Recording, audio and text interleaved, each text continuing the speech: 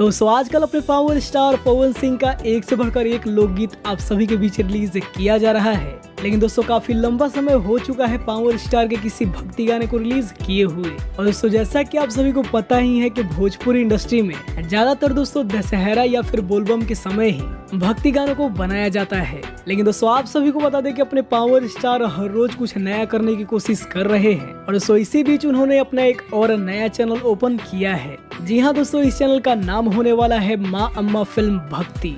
Power star का already माँ अम्मा फिल्म करके एक चैनल है, लेकिन आप सभी को पता ही है कि उस पर ज्यादातर लोकगीत गाने रिलीज किए जाते हैं। लेकिन दोस्तों ये जो नया चैनल ओपन हुआ है इस पर आप सभी को सिर्फ भक्ति गाने देखने को मिलेंगे। और दोस्तों फिलहाल तो यही लग रहा है कि पावर स्टार एक से बढ़कर एक भक्ति गाने भी आप सभी के बीच लाने वाले हैं। और दोस्तों शायद इसीलिए इस चैनल को ओपन किया गया है। अभी दोस्तों इस चैनल के लॉन्चिंग के साथ ही पावर स्टार का एक बहुत ही प्यारा भजन आप सभी के बीच रिलीज किया जा रहा है, जिसकी शूटिंग हाल ही में कंप्लीट हुई है। और दोस्तों ये एक वीडियो सॉन्ग होने वाला है। दोस्तों इस भजन का नाम होने वाला है रोए ले रघुराई, जिसका ऑफिशियल पोस्टर भी आप सभी के बीच रिलीज कर दिया गया है। और दोस्तों पोस्टर से ही समझ में आ रहा है कि आखिर ये भजन किस तरीके का होने वाला है। दोस्तों इस भजन को बनाया गया है रामायण के एक दृश्य के ऊपर, जहाँ पे रामायण में युद्ध के दौरान लक्ष्मण जी घायल हो जाते हैं। और दोस्तों इसी पर यह भजन होने वाला है। दोस्तों ये एक बहुत ही इमोशनल टाइप का भजन होने वाला है। दोस्तों बात करें इस भजन की रिलीजिंग की